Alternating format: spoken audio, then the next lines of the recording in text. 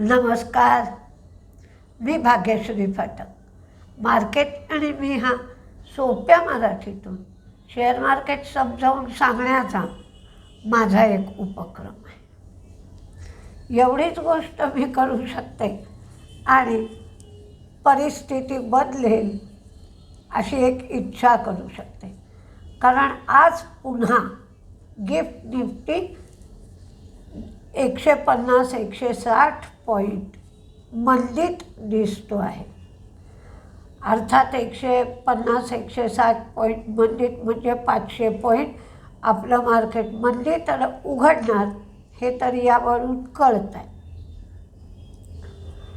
त्यानंतर मग जे काही बातम्या असतील, जे काही रिझल्ट असतील त्याप्रमाणे मार्केट रिॲक्ट करेल. दुसरी गोष्ट म्हणजे जे शेअर आधी वाढले, विशेषतः ICICI बँकेसारखे, म्हणजे मार्केटला आउट परफॉर्म करत आहे, तर त्याचा रिझल्ट तेवढ्या प्रमाणात चांगला आला आहे का याकडे पण मार्केट लक्ष देईल. नेहमी तुम्ही फक्त शेअरचा रिझल्ट कसा आला आहे हे पाहू नका, आजूबाजूच्या वातावरणाचा पण त्याबरोबर विचार करा. ICICI बँकेच्या बाबतीत बोलायचं झालं तर जेवढा शेअर वाढला होता तेवढा काही रिझल्ट चांगला दिसत नाही आहे. पण 2 वर्षासाठी बक्षींची पुन्हा नेमणूक केली आहे ही पॉझिटिव्ह गोष्ट आहे. पण मार्केटसुद्धा डाऊन राहणार आहे. या तिन्ही बाजूनी शेअरचा विचार करायला हवा. अमेरिकेला ग्रीनलँड खरेदी करायचं आहे आणि ते घेऊ देण्यासाठी 8 युरोपियन देश तयार नाही आहेत. त्यांनी विरोध दर्शवला आहे. तर त्यांच्यावर जादा दराने टॅरिफ लावण्यात येईल असं ट्रम्पने सांगितलं आहे. 1 फेब्रुवारीपासून 10% import levy Denmark, Norway, Sweden, France, Germany, Netherlands, Finland आणि ब्रिटन यांच्यावर लावली जाणार आहे. म्हणजे आधी 15% होतीच आणि आता ही 10% वाढली, म्हणजे एकंदर 25% इम्पोर्ट लेव्ही किंवा आयात कर किंवा टॅरिफ लावले जाते. बाकीच्या सगळ्यांचं म्हणणं आहे की हे एक प्रकारचं ब्लॅकमेलिंग केलं जात आहे. दुसरी गोष्ट म्हणजे फेडचे गव्हर्नर म्हणून आता पॉवेल जे आहेत ते रिटायर होतील, तर हॅसेट यांचं नाव पुढे येत होतं. आता यांचं नाव मागे पडलं आहे. ते इकॉनॉमिक ॲडवायझर म्हणूनच राहतील. तर त्यांच्या जागी केविन वॉर्श यांचं नाव पुढे येत आहे. हे केविन वॉर्श जे आहेत ते 2006 ते 2011 या कालावधीमध्ये गव्हर्नर होते. ते महागाई कंट्रोल करण्याकडे अधिक लक्ष देतात. त्यामुळं इंटरेस्ट रेट जास्त ठेवून महागाई वाढू देत नाहीत असा त्यांचा पूर्वीचं रेकॉर्ड आहे.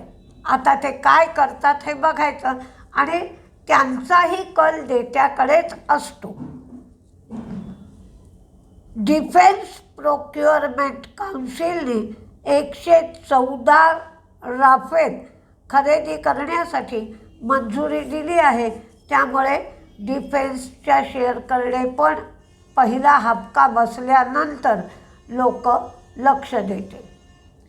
पण बॉन्ड यील्ड वाढलेलं आहे, ते 4.23च्या घरात आहे आणि डॉलर इंडेक्स कमी झाला आहे. डॉलर इंडेक्स कमी झाला की मेटलमध्ये तेजी येते.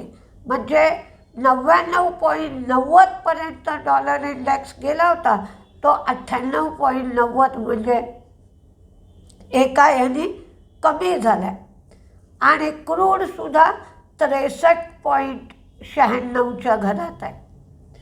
पण बॉन्ड यील्ड वाढल्यामुळे फॉरेन इन्व्हेस्टर्सची विक्रीसुद्धा वाढली आहे.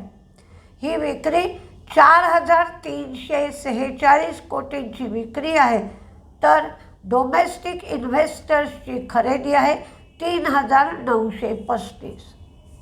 आज फक्त इंटरेस्टिंग पॉईंट हा आहे की भारत कुकिंग कोल याचं लिस्टिंग होईल.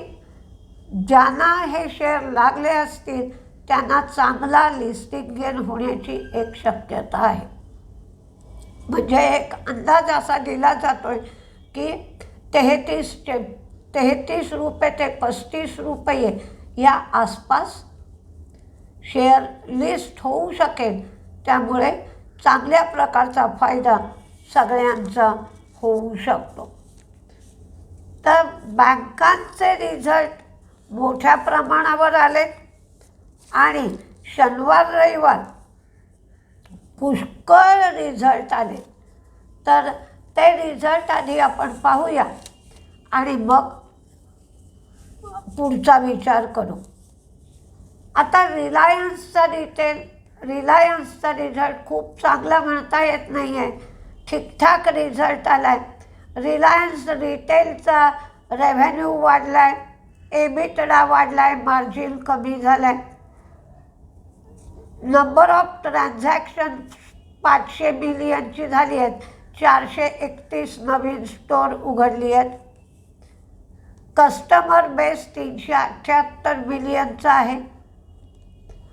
क्विक कॉमर्स जिओ मार्टच्या ऑर्डर रोजच्या 1.6 मिलियनच्या आहेत. रिलायन्स जिओचे आरपूज 213.7 एवढे झाले आहेत आणि 5G सबस्क्रायबर्स 515 मिलियन एवढे आहेत. तर अपेक्षेपेक्षा कमी असा रिलायन्सचा रिझल्ट आहे. रिलायन्सचा प्रॉफिट वाढला आहे, रेव्हेन्यू वाढला आहे, पण मार्जिन कमी झाला आहे. इंडो सोलारचा रिझल्ट सुंदर आला आहे, त्यामुळे शेअर तेजीत राहू शकतो. प्रॉफिट, रेव्हेन्यू, मार्जिन वाढलं आहे. जेबी केमिकल्सच्याही तिन्ही गोष्टी वाढल्या आहेत आणि त्यांनी सांगितलं आहे की कॉस्ट ऑप्टिमायझेशन आणि प्रॉडक्ट मिक्स यामुळे आमचा रिझल्ट चांगला आला आहे. JSW इन्फ्रा प्रॉफिट, रेव्हेन्यू वाढला आहे, मार्जिन कमी झालं आहे. शोभाचा रिझल्ट मात्र कमजोर आहे, तिन्ही गोष्टी कमी झाल्या आहेत. केसोराम तोट्यातून फायद्यात आली आहे, पण रेव्हेन्यू कमी झाला आहे. जिंदाल सॉचा रिझल्ट कमजोर आहे, त्यामुळे जिंदाल सॉ मंदीत राहू शकेल. टाटा टेक्नॉलॉजीचाही रिझल्ट कमजोर आहे आणि शेअर तर मंदीतच असतो, त्याच्यात काही कधी खूप सुधारणा दिसत नाही. पुनावाला फिनकॉर्पचा रिझल्ट छान आहे, प्रॉफिट वाढलं आहे, NII वाढलं आहे, त्यामुळे शेअर तेजीत राहील. हिमाद्री केमिकलचा रिझल्ट चांगला आहे, शेअर तेजीत राहील. टेक महिंद्राचा प्रॉफिट कमी झाला आहे, रेव्हेन्यू वाढला आहे, मार्जिन वाढला आहे, कारण लेबर कोडमुळे 272 कोटीचा अधिक खर्च त्यांना करावा लागला आहे. विप्रोचा प्रॉफिट कमी झाला आहे, मार्जिन कमी झालं आहे, रेव्हेन्यू वाढला आहे. पॉलीकॅब, KEI हे सगळे ज्या कंपन्या आहेत त्यांना तांब्याचे दर वाढलेल्याचा फटका नक्की बसेल आणि तो तसा बसला आहे. पॉलीकॅबचं मार्जिन कमी झालं आहे, प्रॉफिट, रेव्हेन्यू वाढला आहे, पण पॉलीकॅबचा रिझल्ट मार्जिन कमी झाल्यामुळे शुक्रवारी शेअर खूप पडत होता. फेडरल बँकेचा रिझल्ट चांगला आला आहे, पण शुक्रवारी मार्केटनी रिॲक्शन दिली आहे. लीला पॅलेसचा रिझल्ट खूप सुंदर आला आहे, प्रॉफिट, रेव्हेन्यू, मार्जिन सगळंच वाढलं आहे. CG power Tallgrass integrated logistics solution LLC कडून 900 कोटीची ऑर्डर मिळाली आहे. यामुळे ग्लोबल डेटा सेंटरमध्ये त्यांचा प्रवेश झाला. RVNL 87.6 कोटीच्या ऑर्डरसाठी L1 बिडर ठरले. कॅमलिन फाईन सायन्स ऑडिटर्सनी रिपोर्ट दिला आहे की यांना कर्ज फेडता येत नाही आहे, म्हणून बोर्डाला लिक्विडेशनची परवानगी मिळाली आहे. इंडिगोच्या बाबतीत एवढा गोंधळ झाला. 2500 फ्लाईट कॅन्सल झाल्या होत्या. त्यांनी ते बऱ्याच अंशी निस्तरलं आणि त्यांना 22 कोटीच फक्त पेनल्टी लावली आहे. म्हणजे थोडक्यात बचावले असंच म्हणायला पाहिजे होतं. म्हणजे फक्त बोटावर निभावलं म्हणूया. तर कदाचित पहिल्यांदा मार्केटचा हबका संपल्यानंतर इंडिगो तेजीत राहू शकतो. GR इन्फ्रा NTPCच्या 488 कोटीच्या प्रोजेक्टसाठी GR इन्फ्रा L1 बिडर ठरले आहेत. आता बँकांचे जे रिझल्ट आहेत त्या पुष्कळ बँकांचे रिझल्ट लागले. कॅन्फिना होम्सचा चांगला आला आहे रिझल्ट, प्रॉफिट वाढले, नेट इंटरेस्ट इन्कम वाढलं. पंजाब आणि Sind bank, UCO bank, ICICI bank, HDFCच्या बाबतीत असं झालं आहे. मला कोणी विचारलं होतं काय झालं आहे, तर HDFCचा जो डिपॉझिट आणि लोनचा जो रेशो राहायला पाहिजे होता तो 100च्या जवळ आला आहे, म्हणजे 95%च्या आसपास. याचा अर्थ काय, तर नेहमी तुम्ही लोन घ्यायला जाता तेव्हा काय असतं, 100 रुपये तुमच्याजवळ असले तर 85 रुपये लोन दिलं जातं. याचाच अर्थ 100 बँकेची डिपॉझिट्स असतील तर त्यांनी लोन 85 एवढंच दिलं पाहिजे. म्हणजे 100 कोटी डिपॉझिट असेल तर 85 कोटी लोन दिलं पाहिजे. जी गॅप राहायला पाहिजे ती तेवढी गॅप राहत नाही आहे, म्हणजे तेवढं डिपॉझिट त्यांना मिळत नाही आहे, म्हणून हा रेशो खराब होतो आहे. IDBIचाही रिझल्ट चांगला आहे, प्रॉफिट वाढले, पण IDBIचा नेट इंटरेस्ट इन्कम कमी झाला आहे. येस बँकेचाही रिझल्ट चांगला आहे, पण या सगळ्या बँकांमध्ये RBL बँकेचा रिझल्ट चांगला आहे, फेडरल बँकेचा रिझल्ट चांगला आला होता आणि युनियन बँक ऑफ महाराष्ट्र यांचे रिझल्ट चांगले दिसले. नेट वेब प्रॉफिट वाढलं, रेव्हेन्यू वाढलं, मार्जिन कमी झालं. रोझारी बायो प्रॉफिट रेव्हेन्यू वाढलं, मार्जिन कमी झालं. L&T फायनान्स प्रॉफिट रेव्हेन्यू दोन्ही वाढलं. JK सिमेंट प्रॉफिट कमी झालं, रेव्हेन्यू वाढलं. GMR पॅसेंजर ट्रॅफिक 2.6% वाढलं. अंबुजा सिमेंट राजस्थानमध्ये 2.4 मेट्रिक टन पर ॲनम एवढ्या कपॅसिटीचं ग्राइंडिंग युनिट त्यांनी सुरू केलं आहे. TCI एक्सप्रेस 51 कोटी टॅक्स डिमांड नोटीस त्यांना आली आहे, म्हणजे मंदीतच. NTPC Bhuj solar project 37.5 megawatt कपॅसिटीचा त्यांनी तिथे ऑपरेशन सुरू केली आहे. GE शिपिंग 40 वेसल्सच्या जगविजय या मोठ्या गॅस कॅरियरची त्यांनी डिलिव्हरी घेतली आहे. इंडियन हॉटेल स्पर्श इन्फ्राटेकमध्ये 51% स्टेक 232 कोटी खरेदी करून 232 कोटी रुपयाला त्यांनी घेतला आहे. बजाज फिन्सर्व अलियान्स बरोबरचं जॉईंट व्हेंचर संपलं. इंजिनियर्स इंडिया आफ्रिका रिफायनरीसाठी दनगोटे ग्रुपकडून $350 मिलियन कॉन्ट्रॅक्ट इंजिनियर्स इंडियाला मिळालं आहे. पण या जरी सगळ्या बातम्या मी तुम्हाला देत असले तरी पहिल्यांदा मार्केट पडून झाल्यानंतर मग तुम्ही विचार करा, कारण कोणता शेअर किती प्रमाणात पडतोय आणि तो खराब बातमीला जास्त रिॲक्ट होतोय आता, आणि चांगल्या बातमीला जो रिॲक्ट होतोय त्याबरोबर लोक विक्रीला सुरुवात करत आहेत. म्हणजे चला बाबा, मला विकून थोडासा का होईना प्रॉफिट मिळतोय ना, त्यामुळे कन्फ्यूज व्हायला होत आहे की हे बरोबर की ते बरोबर.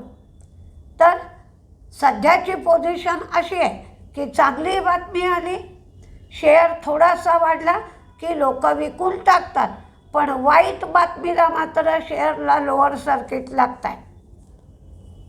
लॉइड्स मेटल नेक्ससमधला 50% स्टेक ते $90.8 मिलियन घेणार आहेत. वेल्स्पन मॉरिशसमध्ये त्यांनी 2.57% स्टेक $5.9 मिलियन त्यांनी घेतला आहे. वेदांताला 1,255 कोटीची मायनिंग डिमांड नोटीस मिळाली आहे. फिजिक्सवाला याने रांचीमध्ये 1.16 एकर जमीन 38 कोटीला घेतली आहे. आणि मारुती 1 फेब्रुवारीपासून ते किमती वाढवणार आहेत. आता SML, पूर्वी त्याचं नाव SML इसूझू होतं, आता SML महिंद्रा असं नाव झालं आहे. त्यांचा मात्र रिझल्ट खूप छान आला आहे, तर त्याप्रमाणे तो शेअर रिॲक्ट करेल. तर काय होत आहे हे आपल्याला बघावं लागेल. मी लिस्ट देते, पण त्या लिस्टला फारसा अर्थ नाही आहे, कारण सुरुवातीला मार्केट पडेल तर काय होत आहे हे बघावं लागेल. तेजीतले शेअर आधी बघूया. बँकांमध्ये तेजी राहण्याची शक्यता आहे, पण छोट्या बँकांमध्ये तेजी अगदीच 50 पैसे 60 पैशाची राहते. HDFC बँक, HAL डिफेन्सच्या शेअरकडे मात्र आज लक्ष द्यायला पाहिजे. डिफेन्सचे शेअर, बँका आणि डॉलर इंडेक्स कमी झाल्यामुळे मेटल्स हे तेजीत राहण्याची शक्यता आहे. पण पहिलं मार्केट पडल्यानंतर ICICI bank, yes bank, GR infra, Netweb, JB chemicals, engineers India, RBL bank, CG power, Canara bank, UCO, Punjab Sind bank, Himadri chemical, Bajaj health care, Poonawalla Fincorp, Wipro, SML Mahindra, tech Mahindra, JSW infra. तर मंदीमध्ये Divi's lab, KEI, Polycab, Tata technology आणि पॉलीमेडिकल हे शेअर मंदीत राहतील. Divi's lab, KEI, Polycab, Tata technology आणि Polymedical. Market आज गोंधळाचं आहे, त्या दृष्टीने लक्ष दिलं पाहिजे. बघूया काय काय होतं आहे. नमस्ते.